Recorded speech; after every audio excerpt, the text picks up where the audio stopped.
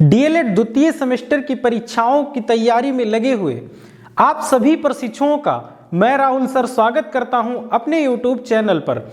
बच्चों, आप सभी को पता है कि मैं पवन सीरीज के बहुविकल्पीय प्रश्नों को सॉल्व करा रहा था, जिसमें हम लोगों ने 20 प्रश्नों तक देखा था, 20 प्रश्नों को सॉल्व किया था। आज उसी क्रम में सॉल्व करेंगे 21वें प्रश्न को और 21वें प्रश्न से आगे बढ़ेंगे। तो सबसे पहले चलिए शुरू करते हैं इस 21वें प्रश्न को, जो कि है आपका बहुविकल्पीय प्रश्न। ये 21वां प्रश्न 2019 में आपके पूछा जा चुका है। प्रश्न क्या है? परिमेय संख्या -24/45 के समतुल्य संख्या है। -24/45 क्या पूछा गया है? समतुल्य संख्या पूछा गया है। तो सबसे पहले देखिए समतुल्य संख्या होती क्या है। समतुल्य संख्या जैसे कि लिख दिया जाए 3/6 और एक संख्या लिख दी जाए 6/12, तो ये दोनों एक दूसरे की समतुल्य संख्या होगी। कैसे होगी? 3 में 2 का गुणा किया गया तो कितना हो गया? 6, और 6 में भी 2 का गुणा किया जाएगा तो कितना हो जाएगा? 12 हो जाएगा। तो 3/6 का समतुल्य क्या हो जाएगा? 6/12 हो जाएगा। ठीक है, यानी अंश और हर में एक ही संख्या से गुणा करने पर जो संख्या हमें प्राप्त होती है वह क्या कहलाती है? एक दूसरे की समतुल्य संख्या कहलाती है। क्लियर है? तो अब नजर डालते हैं, संख्या क्या है आपके पास? -24/25 है। क्लियर है?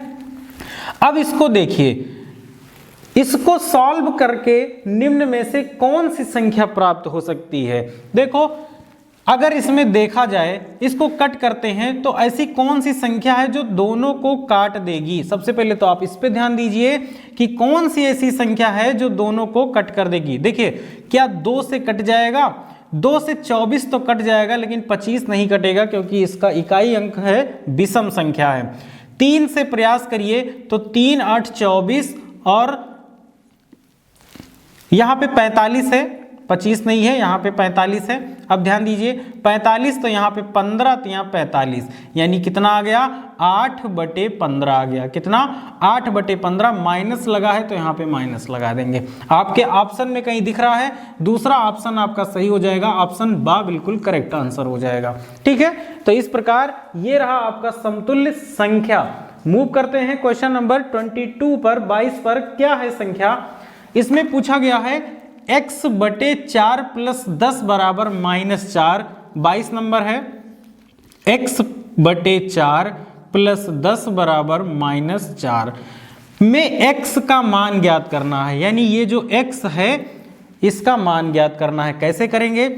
सबसे पहले तो आपको लेना होगा इसका एलसीएम। 4 और 1 का एलसीएम आ जाएगा 4। यहाँ पे x रह जाएगा और यहाँ होगा 4 से गुणा, तो ये 10 में 4 से गुणा होगा तो 40 हो जाएगा। इधर -40 है। अब क्या करते हैं, जब इस प्रकार का समीकरण बनता है तो हम क्रॉस मल्टीप्लाई करते हैं, तो इनका तिरछा गुणा करेंगे। x + 40 में 1 का गुणा होगा तो x + 40 बराबर 4 का गुणा 4 में होगा, -4 का गुणा 4 इधर आ जाएगा, गुणे 4 हो जाएगा।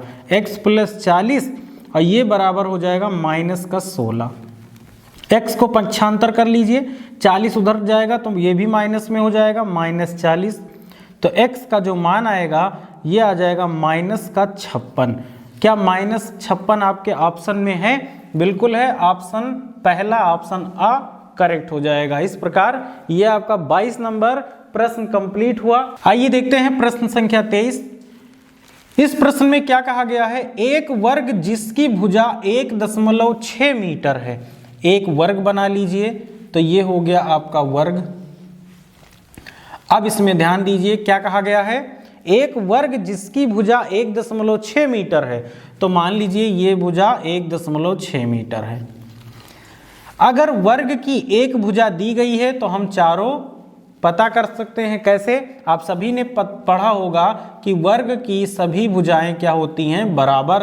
तो अगर बराबर हैं तो सारी भुजाएं क्या हो जाएंगी? 1.6 मीटर हो जाएंगी। इतना क्लियर हुआ? पूछा क्या गया है? वर्ग का क्षेत्रफल क्या होगा? तो वर्ग का जो क्षेत्रफल होता है, वर्ग का क्षेत्रफल इसका फार्मूला होता है भुजा का स्क्वायर। एक भुजा का स्क्वायर कर दीजिए तो क्षेत्रफल पता चल जाएगा। ठीक है, अब भुजा कितनी दी गई है? भुजा दी गई है 1.6 मीटर। 1.6 मीटर तो यहाँ रखेंगे 1.6 और इसका वर्ग कर देंगे, 1.6 मीटर का वर्ग कर देंगे। ठीक है, अब जब वर्ग करेंगे तो 1.6 का वर्ग करने पे हमें मिलेगा 2.56 और मीटर का जब वर्ग करेंगे तो ये मीटर स्क्वायर हो जाएगा। क्लियर है? तो क्षेत्रफल कितना आ गया? 2.56 मीटर स्क्वायर। अब ये वर्ग कैसे किए? इसके पहले वाली क्लास में मैंने वर्ग करना बहुत आसानी से बता दिया है। क्वेश्चन नंबर 24 क्या पूछा गया है? सबसे छोटी सम अभाज्य संख्या है। सम और अभाज्य, अभाज्य होना चाहिए साथ में सम भी होना चाहिए। तो अभाज्य संख्याएं कौन सी होती हैं? आप सभी ने पढ़ा होगा।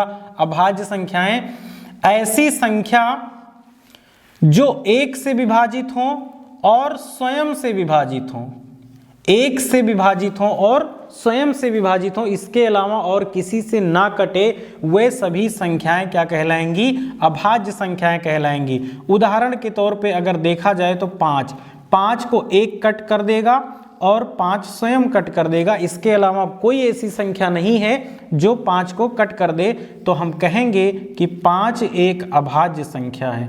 कैसी संख्या है? 5 एक अभाज्य संख्या है। लेकिन हमें क्या बताना है? सम अभाज्य संख्या। तो क्या 5 सम है? बिल्कुल नहीं है। तो सम कौन सी होंगी? 4 सम संख्या है। तो देखते हैं क्या 4 अभाज्य संख्या है? 1 से कट जा रहा है, स्वयं से कट जा रहा है, लेकिन इसके अलावा ये 2 से भी तो कट रहा है, तो ये अभाज्य संख्या नहीं है। तो अब ध्यान दीजिए, 4 है ऑप्शन में, 4 गलत हो गया। 1 तो होगा नहीं, हमेशा याद रखिए 1 कैसी संख्या है? तो 1 ना तो भाज्य है और ना ही अभाज्य है। ये भी आपके क्वेश्चन में आ जाता है। 1 कैसी संख्या है? तो 1 ना तो भाज्य है और ना ही अभाज्य संख्या है। 2 एकदम करेक्ट आंसर हो जाएगा। अब ध्यान देना 2 के बारे में। 2 कैसी संख्या है? तो 2 सम संख्या है और 2 अभाज्य संख्या है। इसके अलावा आप याद रखिएगा कि 2 एक इकलौती संख्या है जो सम संख्या भी है और अभाज्य संख्या भी है। बहुत इंपॉर्टेंट है ये 2 कि ये सम भी है और अभाज्य भी है। इसके अलावा कोई ऐसी सम संख्या नहीं मिलेगी जो अभाज्य भी हो। क्लियर है? आई होप कि आपको ये क्वेश्चन अच्छे से समझ में आ गया होगा। अब चलते हैं क्वेश्चन नंबर 25 पर। देखते हैं क्वेश्चन नंबर 25 नंबर क्वेश्चन में क्या पूछा गया है? किसी त्रिभुज का क्षेत्रफल 45 वर्ग सेंटीमीटर है। यानी त्रिभुज का जो क्षेत्रफल दिया गया है, कितना दिया गया है? 45 सेंटीमीटर स्क्वायर या वर्ग सेंटीमीटर, बात एक ही है। तथा आधार भी दिया गया है। तो जो त्रिभुज का आधार दिया गया है वो दिया गया है 15 सेंटीमीटर और हमसे क्या पूछा गया है? उस त्रिभुज की ऊंचाई पूछी गई है। तो त्रिभुज की ऊंचाई हमें ज्ञात करनी है। क्लियर है? ये आपका त्रिभुज हो गया। इसका जो ये क्षेत्रफल है, ये अंदर वाला पार्ट ही इसका क्षेत्रफल कहलाएगा। ये कितना दिया गया है? तो ये 45 सेंटीमीटर स्क्वायर दिया गया है। आधार यानी यहाँ से यहाँ तक की जो लेंथ है, इसकी जो आधार है वो कितना है? 15 सेंटीमीटर। ABC, ठीक है। लिखेंगे त्रिभुज ABC में त्रिभुज का क्षेत्रफल होगा, त्रिभुज का क्षेत्रफल वो होता है 1/2 गुणे आधार गुणे ऊंचाई। ठीक है, ये फॉर्मूला होता है।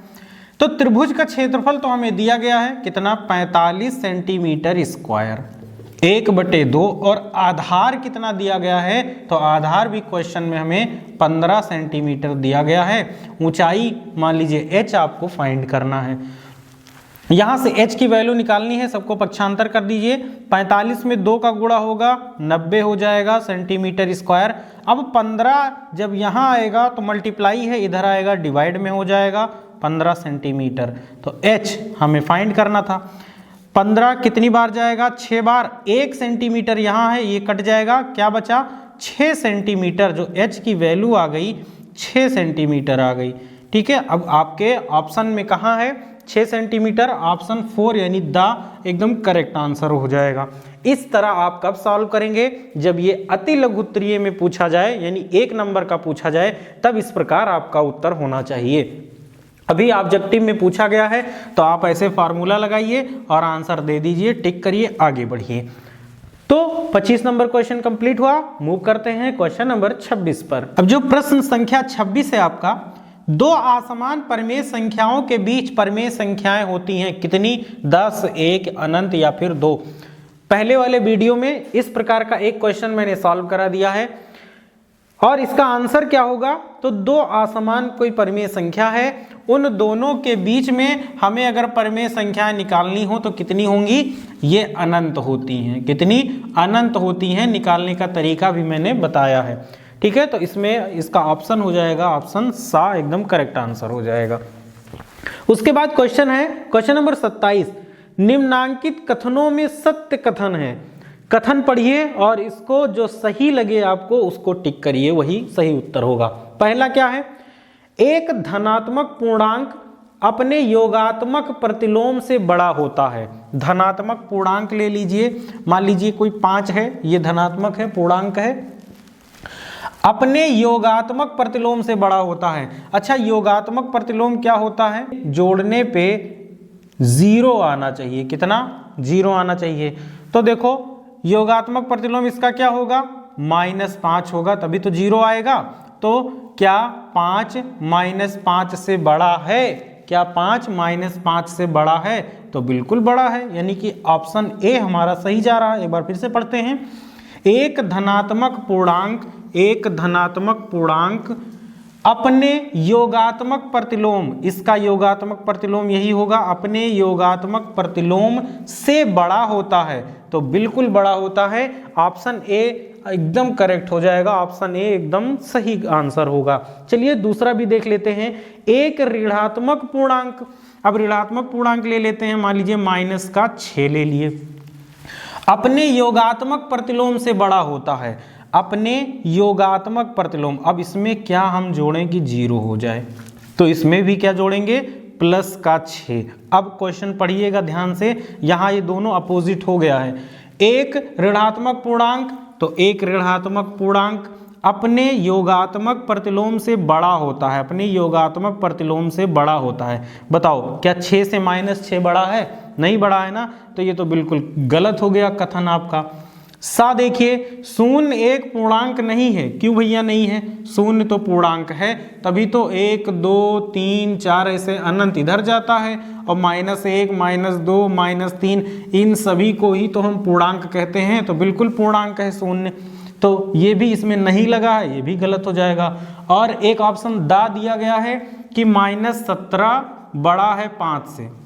अब इसको तो आप देख के ही आंसर कर सकते हैं कि माइनस वाली कोई भी संख्या होगी प्लस वाली संख्या से हमेशा छोटी ही रहेगी, बड़ा नहीं होगा कभी। और ये चिन्ह क्या दर्शाता है कि ये बड़ा है, जो कि बिल्कुल गलत होगा, ये भी गलत हो जाएगा। तो इस प्रकार आप कोई भी क्वेश्चन हो, अगर मान लीजिए एक ऑप्शन जो सही आपको नहीं आता है, तो सभी ऑप्शन को आप देखिए और उसको हल करने का प्रयास कीजिए, आपको सही उत्तर मिल जाएगा।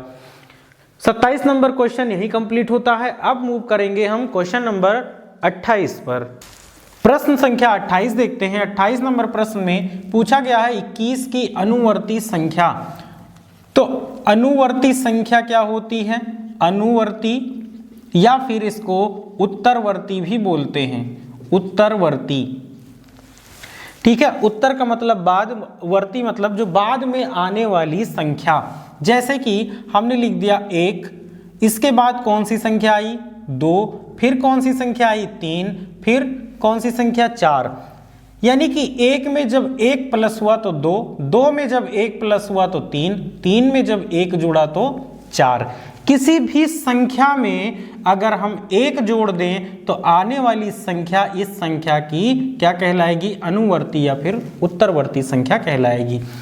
लेते हैं संख्या जो 21 दी गई है, इसकी अनुवर्ती पूछी गई है, तो 1 जोड़ते हैं और जो भी हमें प्राप्त होगा वह 21 की अनुवर्ती या फिर उत्तरवर्ती संख्या कहलाएगी। तो 21 की अनुवर्ती संख्या कौन सी हो गई? तो 21 की अनुवर्ती संख्या 22 हो गई, जो कि आपके ऑप्शन सा में दिया गया है। अच्छा, अनुवर्ती ये तो हो गई, और इसका जो अपोजिट होता है पूर्ववर्ती संख्या। पूर्ववर्ती का मतलब होता है किसी भी संख्या में जब हम 1 घटाते हैं तो जो संख्या हमें प्राप्त होती है वह उस संख्या की, दी हुई संख्या की पूर्ववर्ती संख्या, यानी 10 की पूर्ववर्ती पूछ लिया जाए तो क्या होगा?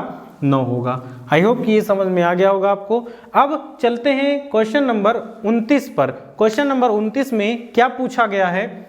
एक आयताकार मैदान का क्षेत्रफल दिया गया है 0.5 हेक्टेयर। यदि मैदान की एक भुजा 125 मीटर है। अब देखिए यहाँ पे जो इकाई है, यहाँ पे हेक्टेयर दे दिया गया है, यहाँ पे मीटर। हमेशा याद रखिए कि जब कभी एक ही क्वेश्चन में 2 इकाइयाँ दी गई हों तो एक दूसरे को हम समान कर लेंगे, या तो इसको मीटर में बदल लीजिए या तो इसको हेक्टेयर में बदल लीजिए। तो दूसरी भुजा हमें ज्ञात करनी है। आइए देखते हैं।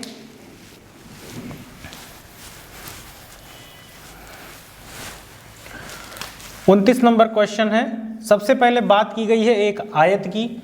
ये मान लीजिए एक आयत हो गया, इसका क्षेत्रफल दिया गया है, अंदर वाला पार्ट कितना है? 0.5 हेक्टेयर दिया गया है। ठीक है, मैदान की एक भुजा दी गई है 125, मान लेते हैं लंबाई दी गई है, और ये चौड़ाई पूछी गई है, x हो गया ये। तो कैसे निकालेंगे इसको? आप सबसे पहले मीटर में बदलिए। तो आपको पता होना चाहिए इसके लिए कि 1 हेक्टेयर बराबर होता है 10,000 मीटर स्क्वायर। 1 हेक्टेयर बराबर 10,000 मीटर स्क्वायर होता है, और हमें कितना हेक्टेयर चाहिए? 0.5। तो इसको 0.5 बनाने के लिए क्या करेंगे? 2 से डिवाइड कर दीजिए, तो ये 0.5 हेक्टेयर हो जाएगा। इतना क्लियर? और यहाँ जब 2 से डिवाइड होगा तो यहाँ भी 2 से डिवाइड करना होगा, तो ये हो जाएगा 5,000 मीटर स्क्वायर। क्लियर है? तो अब हम 0.5 की जगह पे लिखेंगे 5,000 मीटर स्क्वायर। हमें क्या निकालना है? दूसरी भुजा निकालनी है, तो लिखेंगे आयत का क्षेत्रफल बराबर होता है लंबाई गुणे चौड़ाई। यही होता है क्षेत्रफल। हमें पता है 0.5 हेक्टेयर, लेकिन लिखेंगे हम मीटर वाला, तो ये 5,000 मीटर स्क्वायर।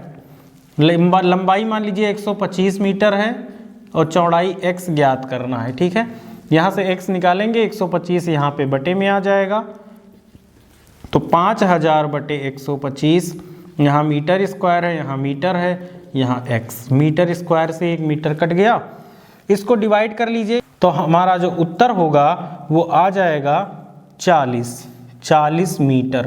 यानी x का जो मान आया वो कितना आ गया? 40 मीटर। और ये x क्या था? x हमारी दूसरी भुजा थी, या फिर कह लीजिए x चौड़ाई थी। यही हमें फाइंड करना था। 40 मीटर आया। अब 40 मीटर आपके ऑप्शन में है, ऑप्शन तीसरा यानी ऑप्शन सा बिल्कुल करेक्ट हो जाएगा। क्लियर है? आइए देखते हैं क्वेश्चन नंबर 30। क्वेश्चन नंबर 30 में क्या पूछा गया है? इसमें आपको कुछ सॉल्व नहीं करना है, ये आपको पता होना चाहिए। क्या पता होना चाहिए? कि 1 घन मीटर किसके बराबर होता है? ये जो 1 घन मीटर है, या फिर इसको कहें 1 मीटर क्यूब, किसके बराबर होगा इनमें से? क्या 1000 घन सेंटीमीटर, या 10 लीटर, या 100 लीटर, या 1000 लीटर के बराबर होगा? अब आप सोचेंगे यहाँ मीटर में दिया गया है और यहाँ पे लीटर में आंसर कैसे होगा? तो देखिए इसका मतलब क्या है, इसका कॉन्सेप्ट क्या है कि 1 मीटर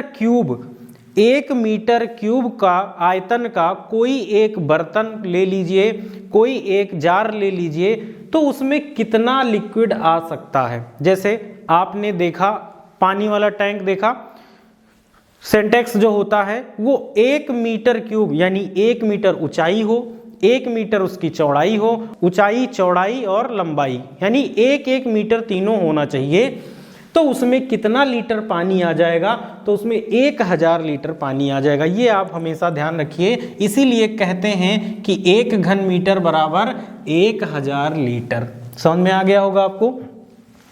तो ये क्वेश्चन नंबर 30 कंप्लीट हुआ।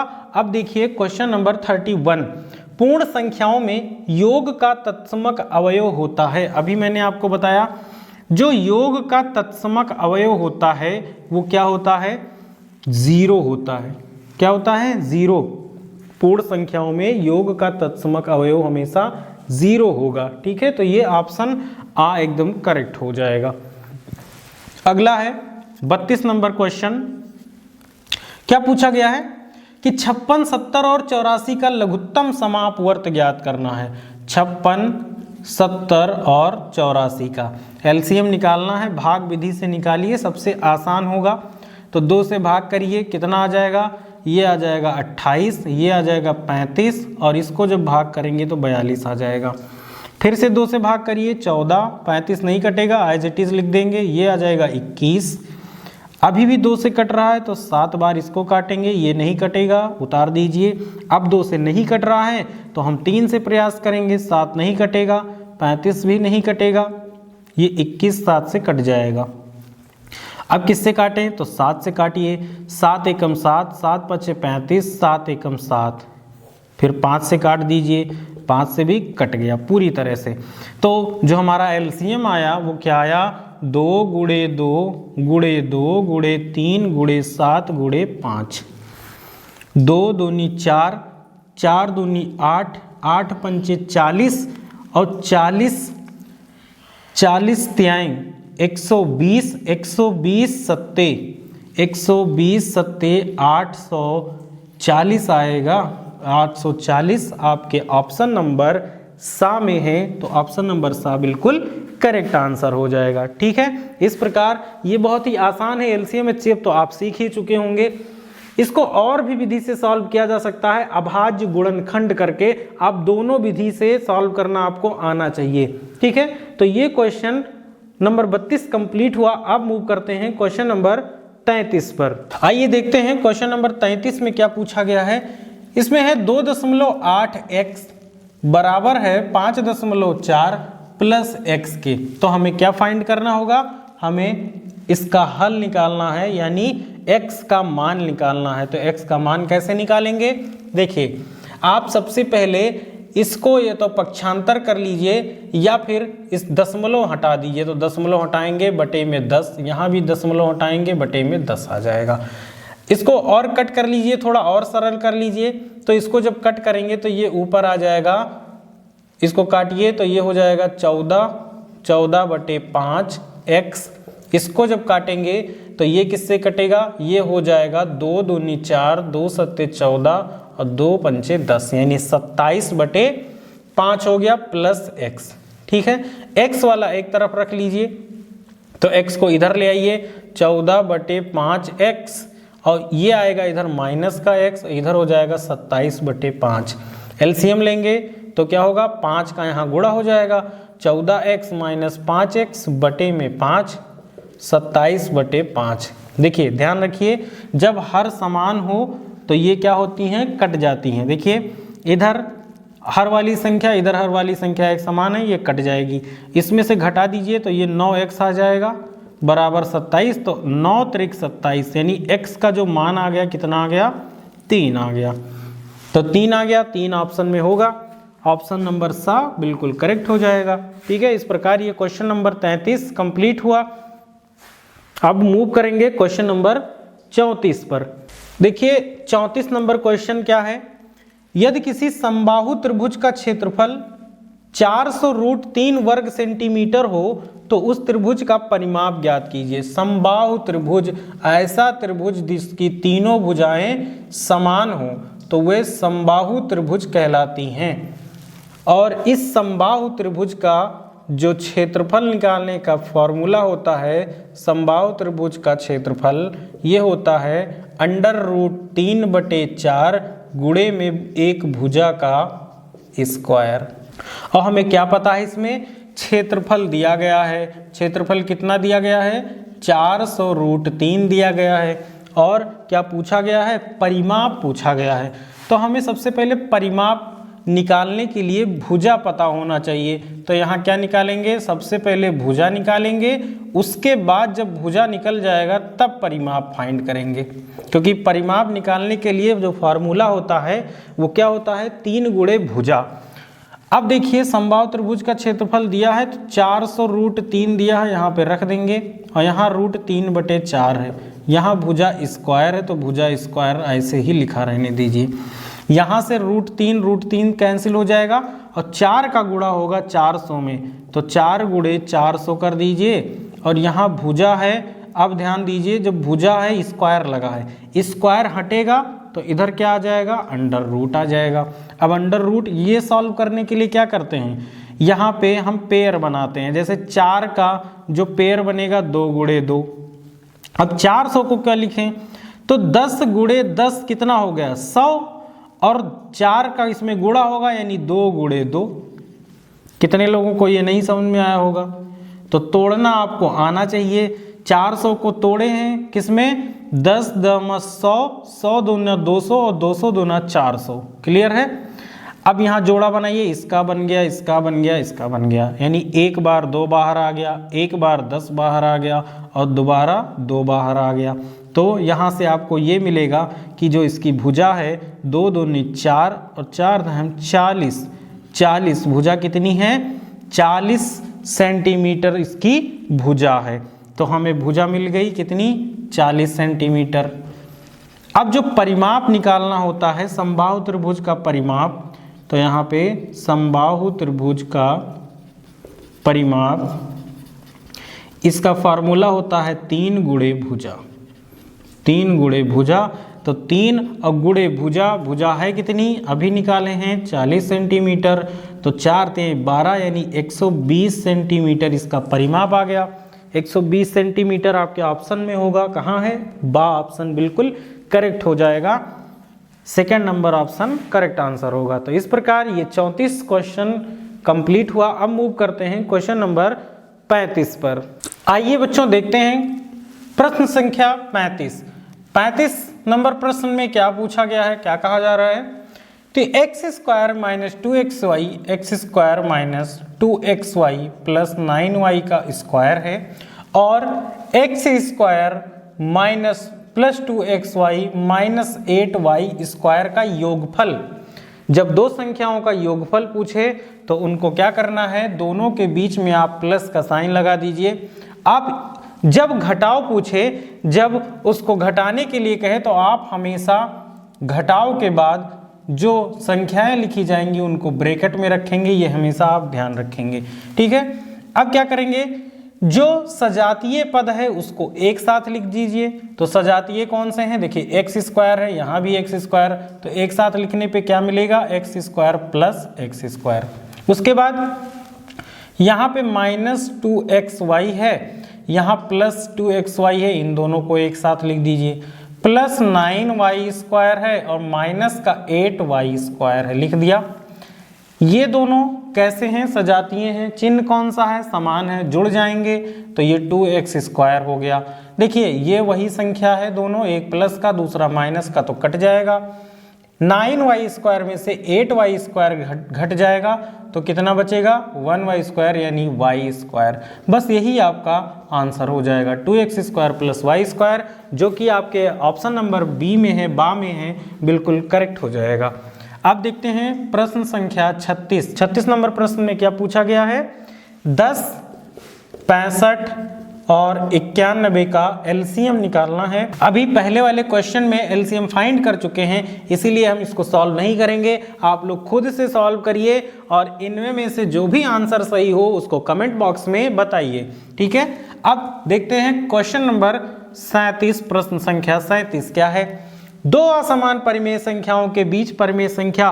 मैं कहता हूं डीएलएड में रिपीटेड प्रश्नों का बहुत ही महत्व है, यानी प्रीवियस ईयर के जो क्वेश्चन हैं वो पूछे गए हैं, उनका बहुत ही इंपॉर्टेंस है। देख लीजिए आपके सामने ही जो प्रश्न 2016 में पूछा गया वह 2019 में भी पूछा गया है, 21 में भी पूछा गया है। तो दो असमान परिमेय संख्याओं के बीच में परिमेय संख्या हमेशा कितनी होंगी, वो अनंत संख्याएं होंगी। देखिए ये दोनों क्वेश्चन रिपीटेड हैं। अब आइए देखते हैं क्वेश्चन संख्या 38। 38 नंबर प्रश्न में क्या करना है, मान ज्ञात करना है। बहुत ही आसान है। 3 + 2 × 7 बॉडमास रूल आप सभी ने पढ़ा होगा, नहीं पढ़ा है तो चैनल पे जाइए और देखिए, बॉडमास रूल मैंने बताया है, पढ़ाया है। तो देखिए, सबसे पहले ब्रैकेट के अंदर वाला सॉल्व करेंगे, ना कि गुणा करेंगे। ब्रैकेट के अंदर क्या लिखा है, 3 + 2 लिखा है, जो कि कितना होता है 5, और फिर हम करेंगे गुणा, तो 5 × 7 = 35, और 35 आपके ऑप्शन में लिखा होगा, नहीं है, कोई बात नहीं। इसमें गुणा करके इसका योगफल गुणनफल आपको नहीं बताना है, बल्कि इसका विस्तारित रूप बताना है, वो भी बता देते हैं कैसे। देखिए, गुणा है, ब्रैकेट है और गुणा, तो इसका मतलब हुआ एक बार इसमें गुणा, दूसरी बार इसमें गुणा। तो 7 का जब 3 में गुणा करेंगे, 3 × 7, यहाँ भी प्लस है और इसके पास भी प्लस है, तो प्लस का चिन्ह लगाएंगे, फिर 2 × 7। ऐसे लिख सकते हैं, नहीं लिख सकते हैं, बिल्कुल लिखा जा सकता है। तो ये आपके ऑप्शन नंबर बा में लिखा हुआ है, बा ऑप्शन करेक्ट हो जाएगा। ठीक है, तो इस प्रकार ये 38 नंबर क्वेश्चन कंप्लीट हुआ। अब देखते हैं क्वेश्चन नंबर 39। 40 नंबर प्रश्न में क्या बताना है हमें, क्या सॉल्व करना है, x - 7 और x + 9 का गुणनफल यानी कि गुणा करना है। अब गुणा करना आपको आता होगा। बताइए, इसमें कितने पद हैं, 2 पद हैं, इसमें कितने पद हैं, 2 पद हैं। तो क्या करेंगे, इनका गुणा करने के लिए आप एक को कोई लीजिए, जैसे मान लीजिए इनको लेते हैं, तो इसमें सबसे पहले x का आप गुणा करिए, एक बार x में, दूसरी बार 9 में। जब इनका हो जाए तो फिर 7 को लीजिए, एक बार x में कर दीजिए और दूसरी बार 9 में। बस यही प्रक्रिया आपको दोहरानी है। कैसे करेंगे, देखो, x लिए, x का गुणा x में, ठीक है। अब 9 में करेंगे, तो 9 में जब गुणा होगा तो इसका चिन्ह देखते हैं, तो कौन सा है, प्लस, और इसके पास भी प्लस, तो यहाँ प्लस लगा देंगे। फिर x का गुणा 9 में, तो x × 9, इसका कंप्लीट हो गया। अब देखिए, 7 को लेते हैं, यहाँ माइनस का चिन्ह है, यहाँ भी माइनस, तो यहाँ प्लस है, तो माइनस और प्लस जब टकराते हैं, जब गुणा होता है तो माइनस हो जाता है। तो 7 का गुणा किस में हुआ, x में, तो 7 × x लिख दिया गया। यहाँ प्लस है, यहाँ माइनस, गुणा होके माइनस हो जाएगा। 7 का गुणा x में, 7 का गुणा 9 में, तो 7 का गुणा 9 में कर दिए। ठीक है, इसको सॉल्व करना है, कर लीजिए। x का गुणा x में होता है तो x² हो जाता है। क्यों हो जाता है, क्योंकि इसकी जो पावर होती हैं वो आपस में जुड़ जाती हैं। जब बेस समान होता है, पावर जुड़ जाएंगी, तो ये x²। 9 का गुणा x में तो 9x, माइनस है 7 का गुणा x में तो 7x। 9 × 7 = 63, आप सभी को पता है। इसको जोड़ेंगे कि घटाएंगे, चिन्ह जब विपरीत होता है तो संख्याएं घट जाती हैं, बचपन से आपने यही पढ़ा होगा। तो 9x में से 7x घटेगा, 2x आएगा, जो बड़ा होता है चिन्ह उसी का लगता है, तो मैंने प्लस लगा दिया, और यहाँ पे -63। इसके आगे आपको नहीं सॉल्व करना है, ये आपका आंसर हो गया। ठीक है, कहाँ है आंसर, ढूंढिए, तो आंसर सा, तीसरा आंसर बिल्कुल करेक्ट हो जाएगा। बहुत ही आसानी से क्वेश्चन नंबर 39 हम लोगों ने सॉल्व कर लिया। अब देखते हैं आपके आज का ये लास्ट क्वेश्चन है, क्वेश्चन नंबर 40। क्या है क्वेश्चन, एक त्रिभुज का क्षेत्रफल 48 वर्ग सेंटीमीटर है। अच्छा, एक त्रिभुज है और त्रिभुज का क्षेत्रफल, अब तो समझ गए होंगे कि इस वाले पार्ट को हम क्षेत्रफल बोलते हैं। तो ये 48 वर्ग सेंटीमीटर या सेंटीमीटर², कभी कंफ्यूज मत होइएगा इसमें कि वर्ग सेंटीमीटर हिंदी और सेंटीमीटर² इंग्लिश में बोलते हैं। यदि उसकी ऊंचाई 8 सेंटीमीटर हो, इसकी ऊंचाई दी गई है 8 सेंटीमीटर। इसके पहले वाला क्वेश्चन सॉल्व कराए हैं इस तरह, इसमें ऊंचाई दी गई है, उसमें ऊंचाई पूछी गई थी। ये होती है इसकी ऊंचाई, कितनी है, 8 सेंटीमीटर। तो त्रिभुज का आधार यानी ये ज्ञात करना है आपको। आप सभी को पता है कि जो त्रिभुज का क्षेत्रफल होगा वो क्या होगा, 1/2 गुणे आधार गुणे ऊंचाई। और हमें क्षेत्रफल दिया गया है 48 वर्ग सेंटीमीटर या सेंटीमीटर² बराबर 1/2। आधार पूछा गया है, बेस तो यहाँ b लिख देते हैं। ऊंचाई दी गई है कितनी, 8 लिख दिए। अब देखो, ये 8 2 से कट जाएगा, 2 × 4 = 8। ये 4 जब हम इधर लाएंगे तो यहाँ गुणे में है, यहाँ आएगा भाग में हो जाएगा, सेंटीमीटर स्क्वायर और ये है सेंटीमीटर, तो ये हो जाएगा b बेस हो जाएगा। तो यहाँ से सेंटीमीटर स्क्वायर से 1 सेंटीमीटर कट गया और इसको जब भाग करेंगे तो 12 बार जाएगा, तो b कितना आ गया 12 सेंटीमीटर। और ये b क्या है, b है बेस यानी कि आधार, यहाँ प्यार से लिख दीजिए 12 सेंटीमीटर। यही आपका आंसर हो गया, जो कि आपके ऑप्शन नंबर आ में है। ऑप्शन नंबर पहला बिल्कुल करेक्ट आंसर होगा। उम्मीद है करते हैं कि आप लोगों को ये बहुत अच्छे से समझ में आया होगा। आज के क्लास में इतना ही रखते हैं। तो आज हो गई ये 20 क्वेश्चन आज भी हो गए, यानी 20 क्वेश्चन इसके पहले वाले क्लास में और 20 क्वेश्चन आज, टोटल 40 क्वेश्चन हो गए। इन 40 क्वेश्चन को सॉल्व करिए। अब हम जो नेक्स्ट वीडियो लेके आएंगे उसमें जितने भी बचे हुए क्वेश्चन हैं बहुविकल्पीय के, उन सभी को मैं सॉल्व करा दूंगा। आपसे यह भी पूछेंगे कि कितने लोग ऐसे हैं जो पवन सीरीज पढ़ना पसंद करते हैं, पवन सीरीज पढ़ते हैं, और कितने ऐसे बच्चे हैं जो राजन सीरीज भी पढ़ते हैं। आप लोग कमेंट बॉक्स में बताइएगा। अगर बहुमत होगी तो मैं राजन सीरीज को भी लेकर आऊँगा, उसको भी सॉल्व कराऊंगा। ठीक है, मिलते हैं नेक्स्ट वीडियो में, तब तक के लिए बाय बाय, थैंक यू।